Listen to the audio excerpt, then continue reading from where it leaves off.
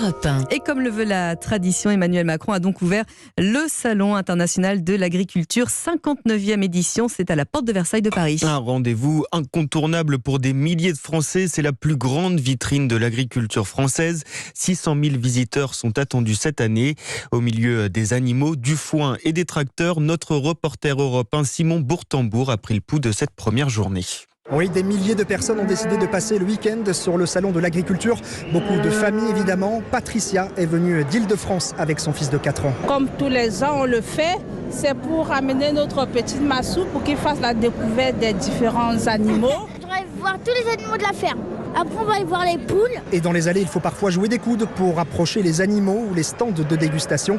Pas un problème pour Pierre, il est séduit par l'ambiance du salon de l'agriculture. L'objectif, c'est de rencontrer un peu le terroir et de venir avec les copains passer un bon moment. Ouais. Pour moi, c'est la première année, mais ça peut devenir une tradition rapidement, je pense. Les pieds dans la paille, Frédéric Dorlotte-Lavache, qui l'a amené de la Haute-Saône.